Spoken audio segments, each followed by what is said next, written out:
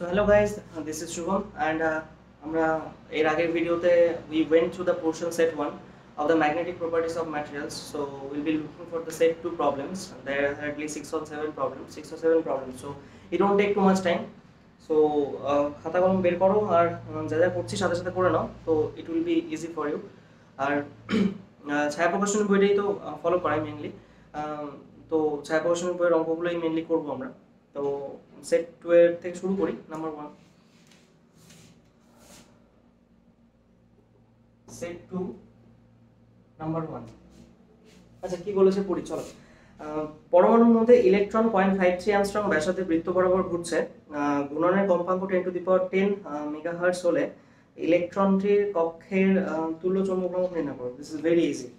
So দেখো basically এখানে যে মানটা দেওয়া আছে সেটা হচ্ছে এক হচ্ছে বৃত্তপথের ব্যাসার্ধ আর একটা ফ্রিকোয়েন্সি দেওয়া আছে। তো ফ্রিকোয়েন্সি থেকে আমরা তার কারেন্টের ফ্লোটা বের করতে প্রবাহমাত্রা বের করে নিতে পারবো। ওটার সাথে একটা ফর্মুলা হয় ডিরেক্টলি, যেটা ধরো আমি যেগুলো দেওয়া আছে আমি লিখে নিই আগে। ব্যাসার্ধ বৃত্তপথের ব্যাসার্ধ আর ইকুয়ালস টু দিয়ে দিয়েছে হচ্ছে 0.53 অ্যাংস্ট্রম, রাইট? আচ্ছা এরপর বলে দেওয়া আছে হচ্ছে ফ্রিকোয়েন্সি, আমরা এটাকে নিউ ধরতে পারি। Knew that is equals to বলে দিয়েছে 10⁻10 হার্টজ, রাইট? আচ্ছা এরপর কি বলেছে দেখো, এরপর বলেছে ইলেকট্রনটির কক্ষের তুল্য চৌম্বক ভ্রামক। আচ্ছা দেখো এবার একটা কথা, এখানে ইলেকট্রনটা যখন কোন একটা বৃত্তপথে ঘুরবে, তো বৃত্তপথে যখন কোন একটা চার্জ পার্টিকেল ঘুরে, ইট ডেফিনেটলি জেনারেট সাম current, right? Electric current. So আমরা এখানে ইলেকট্রিক কারেন্টটা বের করে নিতে পারি। ইলেকট্রনটা ঘোরার ফলে যে ইলেকট্রিক কারেন্টটা প্রডিউস হবে, that I will be equals to এর যে চার্জ, ইলেকট্রনের চার্জ যেটা আমরা জানি 1.6 into 10⁻19 কুলম্ব, রাইট? এই যে চার্জ মানে একটা charge particle when it is moving around some circular orbit, then it will definitely possess some electric current. That electric current is equals to the frequency multiplied by the charge, right? So E multiplied by nu, this will be the current generated, ঠিক আছে? তো এখান থেকে তোমরা value বসাও। 1.6 into 10⁻19 into 10⁻, এখানে কত দেওয়া আছে 10⁻10, রাইট? কিন্তু এখানে মেগাহার্টজ আছে, এটাকে হার্টজ করতে গেলে 10⁻10 ইনটু আমাকে আরো গুণ করতে হবে, এখান থেকে মেগা আছে তো 10⁻6, রাইট? এটা হার্টজ হয়ে গেল 10⁻6, তো এখানে হবে 10⁻6। সো এখান থেকে যদি ক্যালকুলেট করো, এখান থেকে ডিরেক্ট তোমরা পেয়ে যাবে কারেন্টের ইউনিট হচ্ছে অ্যাম্পিয়ার। সো এখান থেকে ক্যালকুলেশন করলে দেখতে পাচ্ছ এখান থেকে 16, এখান থেকে আসছে 10⁻10 10⁻6 10⁻16 10⁻19, that means 10⁻3. So 1.6 into 10⁻³ ampere. This is the current generated in that circular orbit, right? So দেখো এখান থেকে আমরা কারেন্টটা পেয়ে গেলাম। এবার দেখো চৌম্বক ভ্রামকের রাশিমালা আমরা কি জানি? চৌম্বক ভ্রামক বেসিক্যালি কি হয়? P of m, right? তো এটা ইকুয়ালস টু আমরা জানি IA, right? IA where I is the current and A is the cross sectional area, right? So এখানে দেখো এর রেডিয়াসটা দেওয়া আছে। আচ্ছা ভালো কথা, এর যদি রেডিয়াস হয় I equals to pi r square করতে পারি, তো pi r square করলেই হয়ে যাবে। কিন্তু এখানে একটা প্রবলেম দেখো, ampere this is SI unit, so we need to convert this Armstrong into meter, right? So এখানে দেখো আমি এই পোরশনটা এখানে এটা মুছে দিচ্ছি।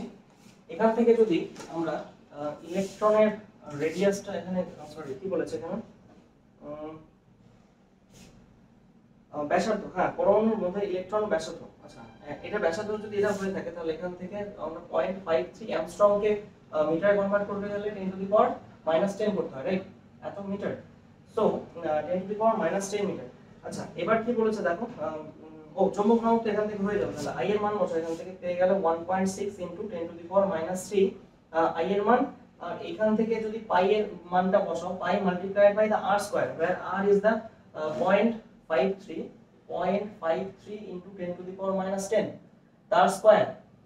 এখান থেকে যদি টোটাল ভ্যালুটা ক্যালকুলেট করো, will get the value of pm, that is the চৌম্বক ভ্রামক, চৌম্বক দ্বিমেরু ভ্রামক, রাইট?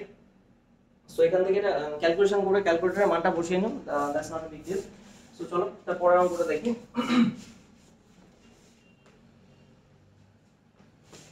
এর পরের অঙ্কটা কি বলেছে দেখো, এর পরে আমরা 2 নম্বরটা করছি। চলো একটি সলিনয়েডের প্রবাহমাত্রা 1 অ্যাম্পিয়ার এবং পাক সংখ্যা 500 পার মিটার, রাইট? আচ্ছা প্রতি একক দৈর্ঘ্যে পাক সংখ্যা দিয়ে দিয়েছে। আচ্ছা এবার কি বলেছে, সলিনয়েডের মজ্জার আপেক্ষিক চৌম্বক ভেদ্যতা যদি 500 হয়, আপেক্ষিক চৌম্বক ভেদ্যতা, তার মানে এখানে μ1 এর মানটা given, right? So will be calculating the value of, এখানে কি বলছে, চুম্বকত্বের মাত্রা বলতে m এর মানটা আমাদের বের করতে হবে। তো চলো এবার দেখি কি আছে এখানে। 2 নম্বর প্রথমে দেওয়া আছে যেটা, সেটা হচ্ছে সলিনয়েডের প্রবাহ মাত্রা I is given 1 ampere and এখানে পাক সংখ্যা দেওয়া আছে হচ্ছে, পাক সংখ্যা n এর ভ্যালুটা দেওয়া আছে 500 পার মিটার, রাইট? আচ্ছা, এখানে আর কি বলছে, চৌম্বক ভেদ্যতা, আপেক্ষিক চৌম্বক ভেদ্যতা, that is the relative permittivity is 500 as well. So এখান থেকে যদি বলেছে চুম্বকনের মাত্রা, আচ্ছা এখানে চৌম্বকন প্রাবল্য h এর মানটা আমরা বের করে নিতে পারি, that will be equals to directly n into i, right? n into i, যেখানে n এর ভ্যালুটা দিয়ে দিয়েছে 500 আর i এর ভ্যালুটা এখান থেকে দেওয়া আছে 1 অ্যাম্পিয়ার, রাইট? সো এখান থেকে অ্যাম্পিয়ার কি হবে, এটা অ্যাম্পিয়ার, এটা পার মিটার, তার মানে অ্যাম্পিয়ার মিটার ইনভার্স। সো এখান থেকে এটা হয়ে গেল, এটা 500 ই হবে। So 500 ampere metre inverse. এরপর কি বলেছে, এখানে চুম্বকত্বের মাত্রা ইকুয়ালস টু, আমরা কি জানি, চুম্বকত্বের মাত্রা equals to m, right? m equals to আমাদের ফর্মুলা কি, k ইনটু h। বাট এখানে দেখো k এর মান डायरेक्टली দেওয়া নেই, কিন্তু k ইকুয়ালস টু আমরা জানি μr - 1 ইনটু h, এখানে h টা আছে যেটা, আর k ইকুয়ালস টু μr - 1, এটা একটা প্রুফ ছিল, যেখানে k এখানে ব্র্যাকেটে লিখে দিতে পারো, k equals to μr - 1। So এখান থেকে μr এর ভ্যালুটা তো আমাদের দেওয়া আছে 500, আর এখান থেকে -1 ইনটু h এর ভ্যালুটা আমরা এখানে বের করেছি, দেখো 500। সো এখান থেকে যদি বের করো 500 minus 1 499 multiplied by 500, you will get the answer definitely, that will be the value of m। এটা কি হবে, এটা অ্যাম্পিয়ার মিটার, আর h তো অ্যাম্পিয়ার মিটার, এটা ইউনিট, আর এটা তো ইউনিট নেই, সো এখানে এখন ampere metre inverse, right? Okay, so this is, এটা গুণ করে নেবে, গুণ করার পর যে ভ্যালুটা আসবে ক্যালকুলেটরে বসে, that will be the answer, right?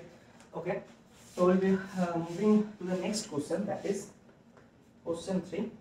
এরপরের কোশ্চেনটা কি বলেছে দেখি, চলো। এই পরের কোশ্চেনটা বলেছে হচ্ছে,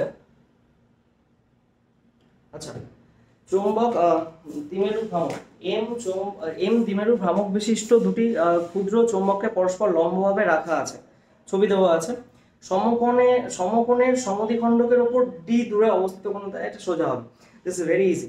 এখানে বলেছে দেখো m দ্বিমেরু ভ্রামক বিশিষ্ট, দ্বিমেরু ভ্রামক m বলা আছে, এবং দুটি চৌম্বককে পরস্পর লম্বভাবে রাখা আছে। চলো যে ছবিটা দেওয়া আছে আমরা ছবিটা আগে ড্র করি। এখান থেকে বলে দিয়েছে this is south pole and this is the north pole, আর এখান থেকে বলে দিয়েছে এখান থেকে একটা গেছে, this is again the south pole, this is the north pole। এইবার এই বিন্দুটা যদি d হয়, সরি এই বিন্দুটা যদি মানে এখান থেকে কেন্দ্রবিন্দু হয়, এখান থেকে d দূরত্বে p বিন্দুতে আমাদের we are supposed to find the, এখানে কি বলছে, চৌম্বক ক্ষেত্রের মান, রাইট? এই ডিসটেন্সটা হচ্ছে d, আর এই p বিন্দুতে চৌম্বক ক্ষেত্রের মান কি হবে সেটা আমাদের বের করতে হবে।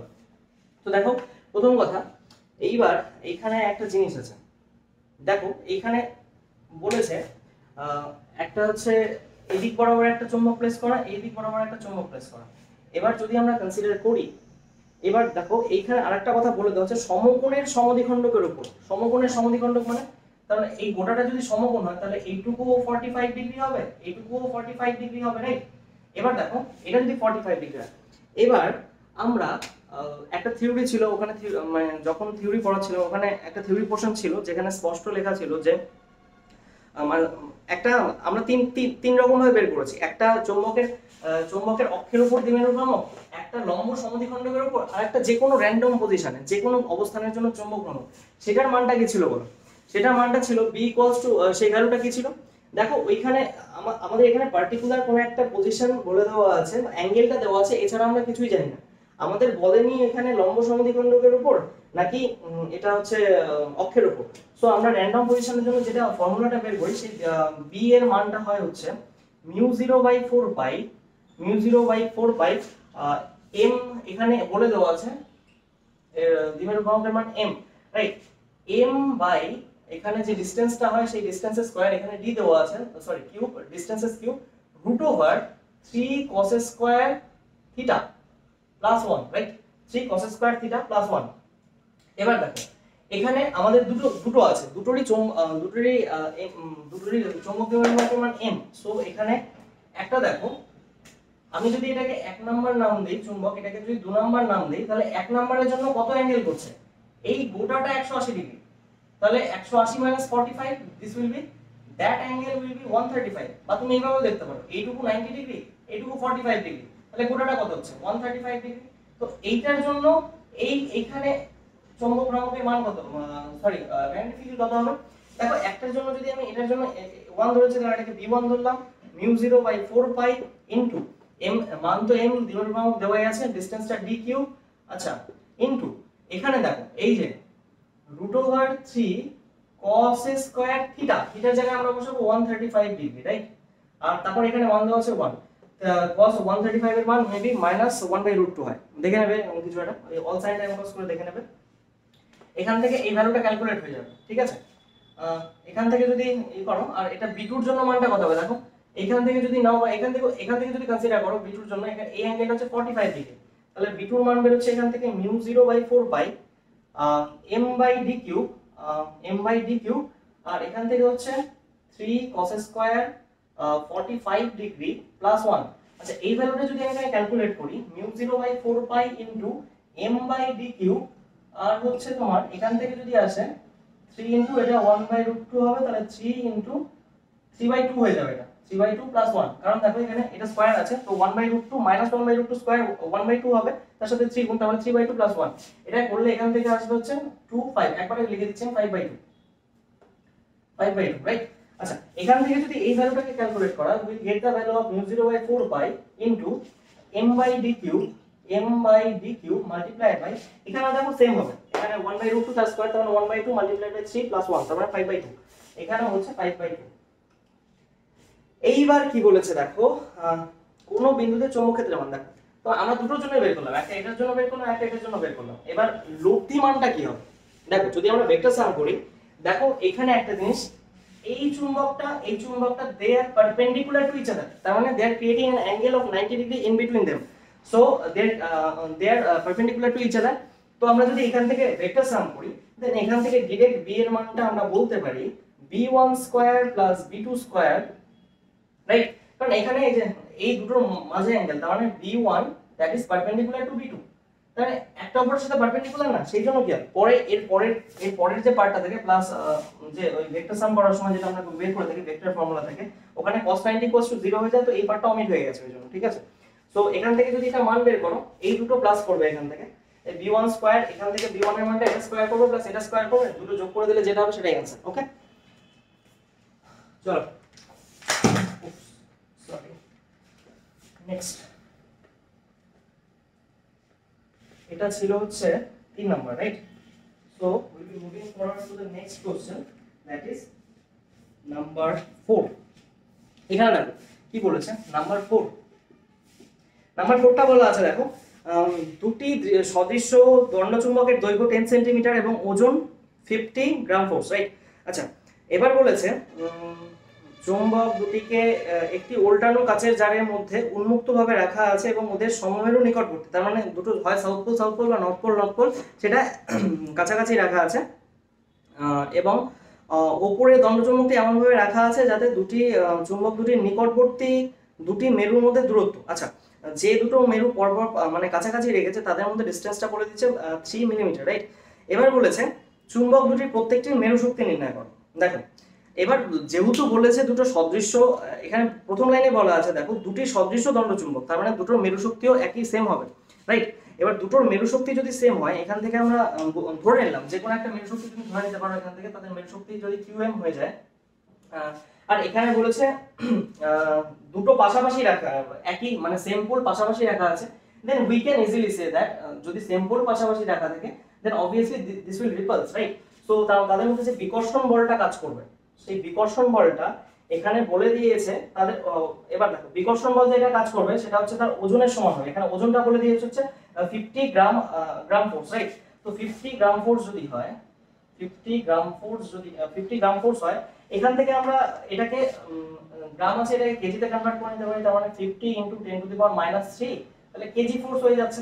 এরপর দেখো আমাদের কি বের করতে হবে, এখানে আর কি বলেছে আচ্ছা, আরেকটা জিনিস, কেজি ফোর্সটাকে এটাকে আমরা নিউটন করিনি, এর সাথে 50 × 10⁻³ এর সাথে জাস্ট কত 9.8 গুণ করলেই এটা হয়ে যাবে হচ্ছে নিউটন, রাইট?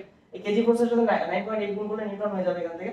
তো এই ভ্যালুটা এখান থেকে আসছে, একটা শূন্য দিয়ে দিলে 4 5 এর 40 শূন্য হাতে 4 5 45 490 মাল্টিপ্লাইড বাই মাইনাস 10⁻³ এত নিউটন, রাইট? এবার দেখো এখান থেকে এই ফোর্সটার মান এখান থেকে বেরিয়ে গেছে। এবার কি বলেছে দেখো, ওই দুটো যখন পাশাপাশি রাখা হবে তাদের মধ্যে ডিসটেন্স দেওয়া আছে। এবার আমরা ফর্মুলা জানি, কুলম্বস লয়ের ইকুইভ্যালেন্ট একটা ম্যাগনেটিজমের জন্য ফর্মুলা ছিল, তো সেই ফর্মুলাটা এখানে কত বলেছে? আচ্ছা, এখানে ফর্মুলাটা হবে হচ্ছে f এর মানটা দ্যাট f ইকুয়ালস টু μ0/4 পাই, আর এখানে তো qm ধরেছি আমরা, μ0/4 পাই ইনটু এখানে μ0/4 পাই ইনটু qm, তো দুটো সদৃশ্য তো আমার দুটোই qm হবে, রাইট? তো দুটোই যদি qm হয় তাহলে qm স্কয়ার বাই তাদের মধ্যবর্তী ডিসটেন্স, আর এর ভ্যালুটা এখানে বলে দিয়েছে হচ্ছে কত 3 মিলিমিটার, রাইট? এটাকে যদি মিটারে কনভার্ট করো, এটাকে 3 মিলিমিটার, দেখো এখানে বাদবাকি ইউনিটগুলো এসআই তে আছে, তাহলে এটাকেও আমাকে এসআই তে কনভার্ট করতে হবে, তার মানে এটাকে মিলিমিটার করে 0.003 এত মিটার, রাইট? এবার 0.003 এত স্কয়ার। এখান থেকে দেখো μ0/4 পাই এর মানটা কিন্তু -7, এখান থেকে f এর ভ্যালুটা পুট করো, f এর ভ্যালুটা যদি ওখান থেকে পুট করো 490 মাল্টিপ্লাইড বাই 10⁻³ দেখো এখান থেকে সবকিছু জানো, এর ভ্যালু 10⁻⁷, এর ভ্যালুটা এদিকে মাল্টিপ্লাই হবে, তাহলে qm স্কয়ার আছে, গোটা টার্মটাকে যদি রুট ওভার করে দাও we will get your answer, right? এবার করব হচ্ছে আমরা 6 নাম্বারটা কি বলেছে পড়ে নেই। m1 এবং m2 সমান দৈর্ঘ্য বিশিষ্ট দুটি দণ্ডচুম্বকের m1 চুম্বকের মেরুশক্তি m2 চুম্বকের মেরুশক্তির দ্বিগুণ। m1 চুম্বকের মেরুশক্তি বলেছে m2 চুম্বকের মেরুশক্তির দ্বিগুণ, তাহলে m1, আচ্ছা আমি গোটা অঙ্কটা পড়ি আগে, তারপর বলেছে হচ্ছে চুম্বক দুটির উত্তর মেরু দুটিকে সংস্পর্শে রেখে এদের পরস্পরের সঙ্গে সমকোণে আটকানো হলো। আচ্ছা, এবার বলেছে এই সমবায়টিকে যদি ভূচুম্বক ক্ষেত্রে মুক্তভাবে ভাসমান কর্কের উপর স্থাপন করা হয় তাহলে সাম্যাবস্থায় m1 চুম্বকটির চৌম্বক মধ্যতলের সাথে কত কোণ করবে? This is very easy. দেখো কি বলেছে, একটা চুম্বক মেরুশক্তি এখানে বলে দেওয়া হচ্ছে, একটা চুম্বকের মেরুশক্তি অন্য চুম্বকের মেরুশক্তির দ্বিগুণ। এবার m1 এরটা বলছে m2 এর দ্বিগুণ, তাই তো? m1 টাকে যদি আমি m ধরি, সাপোজ m1 এর মেরুশক্তি ধরে নিলাম m, তাহলে m2 এর মেরুশক্তি এর হাফ হয়ে যাবে m/2। এবার দেখো এইখানে একটা কথা বলা আছে, চুম্বক দুটি উত্তর মেরু, তার নর্থ পোলটা দুটির সংস্পর্শে রেখে, তার মানে পাশাপাশি রেখেছে, এবং এদের পরস্পরের সঙ্গে সমকোণে আটকানো হলো, তার মানে একে অপরের সাথে পারপেন্ডিকুলারলি রেখে দিয়েছে। এরপর বলেছে এই সময়টিকে যদি ভূচুম্বক ক্ষেত্রে মুক্তভাবে ভাসমান কর্পের উপর স্থাপন করা, তার মানে মুক্তভাবে ওটা ভাসমান কর্পের উপর রাখা হয়েছে, তাহলে সাম্যাবস্থায় m1 চুম্বকটির চৌম্বক মধ্যতলের সাথে কত কোণ করবে? আচ্ছা, আমি ধরে নিলাম এই যে এটা আছে যার মেরুশক্তি m1টা এ চৌম্বক মধ্যতলের সাথে থিটা কোণ করে। এবার দেখো চৌম্বক মধ্যতলের ব্যাপারটা আমরা যখন পড়েছিলাম, দেখো এই গোটা অ্যাঙ্গেলটা ছিল, এটা চৌম্বক মধ্যতল ছিল, এবার চৌম্বক মধ্যতলে এই অ্যাঙ্গেল 90 ডিগ্রি ছিল, মানে একটা যদি এখানে থিটা কোণ করে তাহলে অবভিয়াসলি অপরটা 90 - থিটা ডিগ্রি কোণ করবে, 90 ডিগ্রি - থিটা কোণ করবে, রাইট? এবার দেখো যখনই ওটাকে এখানে দেখো চৌম্বক ক্ষেত্রে মুক্তভাবে ভাসমান কর্কের উপর রাখা হয়েছে, এবার সাম্যাবস্থায় কত কোণ করবে? এবার যখন সাম্যাবস্থা হবে at the position of equilibrium, তাদের মধ্যে the force exerted on those two, এখানে কি বলছে চৌম্বক মধ্যতল, তো হ্যাঁ, তো the force that will be equal, তাই তো? এবার দেখো m এর উপর যে ফোর্সটা আর কি এক্সার্ট হবে তার সাথে m/2, তার মানে m2 যেটা আছে তার সেই ফোর্স দুটো ইকুয়াল হবে। এটা যদি থিটা অ্যাঙ্গেল করে তাহলে আমরা জানি ফোর্স ইকুয়ালস টু m, আর এটাকে যদি আমরা b, এখানে কিছু বলে দিয়েছে কি না, আমি ধরে নিলাম কোন একটা b, এখানে কিছু বলা নেই কোশ্চেনে, না মেরুশক্তির দ্বিগুণ, দুটি চৌম্বক উত্তর পরস্পর পরস্পরের সঙ্গে সমকোণে আটকানো হলো, ঠিক আছে? এবার এই সময়টিকে যদি ভূচৌম্বক ক্ষেত্রে মুক্তভাবে ভাসমান কর্পের উপর স্থাপন করা, আচ্ছা ধরে নিলাম আমরা কোন ব্যাপার না, ধরে নিলাম ভূচৌম্বক ক্ষেত্রে এটা মান b, তাহলে এটা মানে b এর জন্য m যে ফোর্সটা এক্সপেরিয়েন্স করবে সেটা হচ্ছে mb sin, দেখো থিটা অ্যাঙ্গেল করেছে theta, that will be equals to আরেকটা এই b এর জন্য এই m2, তার মানে m2 এর মেরুশক্তি হচ্ছে m/2, সেটা কত ফোর্স এক্সপেরিয়েন্স করবে? m/2, এটা আছে b, আর sin এখানে দেখো 90 degree minus theta, sin 90 degree minus theta. এবার দেখো দুপাশ থেকে mm কেটে যাচ্ছে, b কেটে যাচ্ছে, রাইট? এবার দেখো এখান থেকে যদি করি sin theta equals to cos 90 degree minus theta, মানে cos 90 degree minus sorry sin 90 degree minus theta মানে cos থিটা। এখান থেকে যদি করি আমরা পাচ্ছি equals to tan theta equals to আচ্ছা সরি এখানে একটা 2 রয়েছে বাই 2, তার মানে এটা cosটাকে নিলাম tan, তার মানে 1/2। আচ্ছা tan কত মানে 1/2 না, tan এর মান তো 1/2 নেই, তার মানে আমাকে থিটার মানটা বের করতে হবে। মানে এখানে কোশ্চেনে বলা আছে ভূচুম্বক মধ্যে ঘর্ষণ কাপের উপর কত ডিগ্রি কোণ করে থাকবে, তো এখান থেকে ডিরেক্ট থিটার মানটা যদি বের করি আমরা tan ইনভার্স 1/2 হয়ে যাবে। This is your answer. Okay, আচ্ছা আরেকটা এরপর হচ্ছে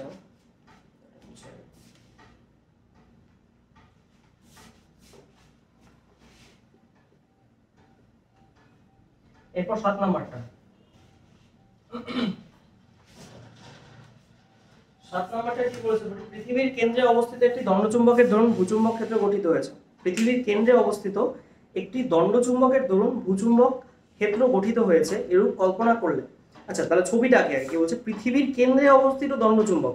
আচ্ছা সাপোজ এটাকে যদি একটা পৃথিবী কল্পনা করে নেওয়া হয় এভাবে, আচ্ছা এর যদি এটা হয় হচ্ছে নর্থ পোল, এটা হয় সাউথ পোল, তাহলে আর এখান থেকে আমরা একটা ম্যাগনেট কল্পনা করলাম কেন্দ্র বরাবর। আচ্ছা এটা ইকুয়েটর প্লেন, এখান থেকে যদি একটা ম্যাগনেট কল্পনা করা হয় এভাবে। এবার দেখো এরপর কি বলেছে, এরূপ কল্পনা করে নিলে এটা কি হবে বলো তো, basically this is the magnetic meridian, আর এটা হচ্ছে ম্যাগনেটিক ইকুয়েটরিয়াল প্লেন। তার মানে এটা হচ্ছে নিরক্ষীয় তল, চৌম্বকীয় নিরক্ষীয় তল, আর এটা হচ্ছে চৌম্বকীয় মধ্যতল। ঠিক আছে, আচ্ছা এরপর কি বলা আছে, চৌম্বক মেরুতে ভূচুম্বক ক্ষেত্রের প্রাবল্য নিরক্ষরেখার প্রাবল্যের দ্বিগুণ। আরে এখানে ভেরি ইজি, কারণ এখানে কিছুই নেই। দেখো এখানে যদি একটা ম্যাগনেট এটা প্লেস করা হয় তাহলে দিস ইজ ভেরি অবভিয়াস যে এই বরাবর যেটা হবে সেটা হচ্ছে কি, এই চুম্বকের অক্ষ না, এই চুম্বকের অক্ষ এদিকে এদিকে যদি তুমি যেখানে তুমি বের করতে চাও ম্যাগনেটিক ফিল্ডের মান, সেক্ষেত্রে ইউ উইল গেট দ্যাট এই যে এইখানটা দেখো এটা এটা এটা যদি মধ্যবিন্দু হয় চুম্বকের, তাহলে এই বরাবর অক্ষ এই বরাবর অক্ষ, আর আমরা চুম্বকের অক্ষের উপর এখানে প্রাবল্যের মান বের করেছি, সেটা ছিল h বা b ইকুয়ালস টু দেওয়া ছিল, বা এখানে আমি h ইকুয়ালস টু বের করছি। এখানে কি বলেছে, ভূচুম্বক ক্ষেত্র। আচ্ছা ভূচুম্বক ক্ষেত্র তাহলে h ই হবে। h যদি হয় এখান থেকে, এর জন্য মানটা হবে হচ্ছে μ0/4 পাই, এখানে ফর্মুলাটা ছিল 2pm/dq, রাইট, যেখানে d টা ছিল ডিসটেন্স আর p ছিল হচ্ছে চৌম্বক ভ্রামক। ঠিক আছে, আর এইখান থেকে আর কিছু বলেছে। আচ্ছা একটা বলেছে চৌম্বক মেরুতে ভূচুম্বক ক্ষেত্রে প্রাবল্য চৌম্বক নিরক্ষরেখার প্রাবল্য দেখুন, এটা এবার নিরক্ষরেখা এটা। এবার দেখো একটা জিনিস, এটা যদি চুম্বক হয় এই নিরক্ষরেখা বরাবর কি চুম্বকের লম্ব সমদ্বিখণ্ডক, এই চুম্বকটা তার লম্ব সমদ্বিখণ্ডক বরাবর নিরক্ষরেখা আছে, এটা অ্যাক্সিস বরাবর বের করেছে এটা। এবার নিরক্ষরেখা তার মানে লম্ব সমদ্বিখণ্ডক বরাবর কি হবে, আচ্ছা এটাকে নাম দিলাম আমি h1, এটার জন্য যদি 1 হয় তাহলে এটার জন্য আমরা 2 ধরছি, মানে অক্ষ বরাবর 1 আর এই বরাবর নিরক্ষরেখা বরাবর 2, তাহলে h2 এর ভ্যালুটা হবে μ0/4 পাই, এখান থেকে লম্ব সমদ্বিখণ্ডকের এর অর্ধেক হয়ে যায়, তার মানে এখান থেকে মানটা আসছে pm/dq, যেখানে d টা ডিসটেন্স, রাইট, আর pm টা হচ্ছে চৌম্বক ভ্রামক। এবার এখান থেকে দেখতেই পাচ্ছো এখানে একটা 2 এক্সট্রা আছে, তার মানে কি এর সাথে যদি 2 গুণ করে এটা পাবো, তার মানে h1 that will be equals to 2h2, this is you are supposed to prove। আচ্ছা এই তো এখানে ভূচুম্বক ক্ষেত্র নিরক্ষরেখার প্রাবল্য দ্বিগুণ, নিরক্ষরেখার যে প্রাবল্য তার দ্বিগুণ হয়ে গেছে। so this is it, so this was the video for today, and এখানে সেট 2 এর মানে বেসিক্যালি আমি বলছি ছায়া প্রকাশনের বইটাই ফলো করছি, আর নাম্বার একটু এদিক ওদিক হতে পারে, you just can see in your book. So ভিডিওটা এখানে শেষ করছি, তো চলো পড়াশোনা করতে থাকো ঠিকঠাক মতো, আর কোভিড সিচুয়েশন সেফ থেকো খুব, বাড়িতে বেরিয়ে বেরিয়ে না বেশি, আর I see you in my next video. I may be starting the chapter of the optics portion. I may start in my latest videos. There will be some lectures coming about the optics portion. Okay, so see you in my next video. Tata.